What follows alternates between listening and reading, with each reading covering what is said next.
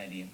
Well, luckily we dodged doomsday then, but now archaeologists have made a discovery that's got people talking about Armageddon all over again. Let's have a look. These ancient Mayan stone tablets were unearthed in Guatemala.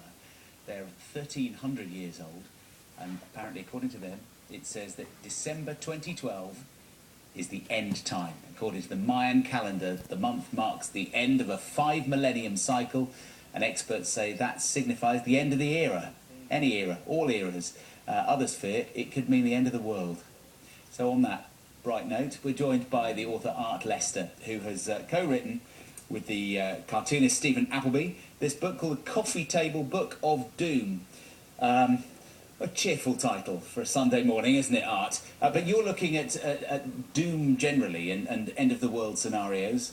All of the possible doom scenarios that are currently being put forward by people have been included, including some that are completely preposterous, I would have to say. And some of them.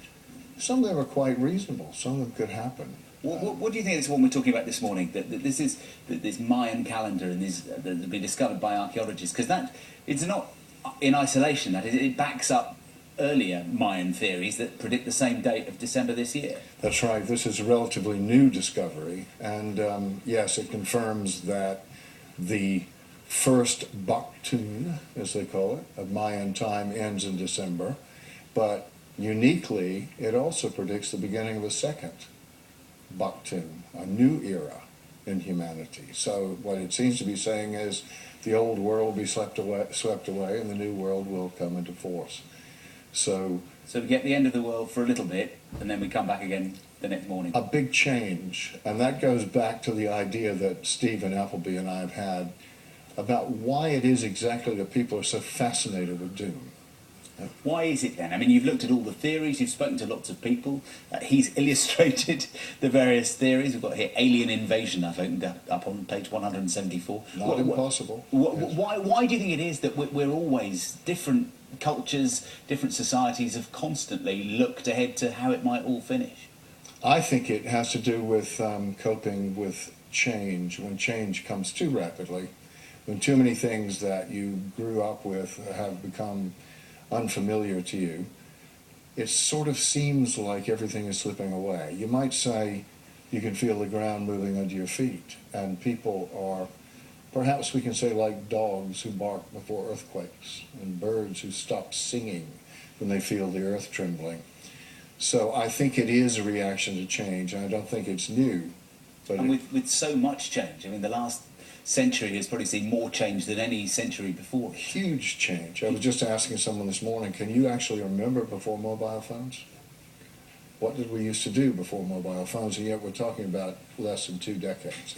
So do you think that the fact that things are changing so much for us now, constantly, makes us more likely to want to know how doom is going to occur than even previous societies? Yes, I think it gives us a sense that this can't go on, that something is moving and shaking, and that we begin to have fantasies about the end of the world and so on. That's what's interesting to me, no particular doom scenario. So you said that among the theories you've looked at, some are credible.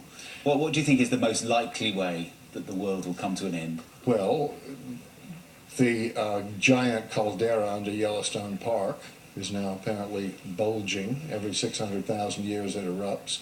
When it does, it blankets the Earth in a cloud, preventing the sun's light getting through. Everything but a few species die off. That could happen.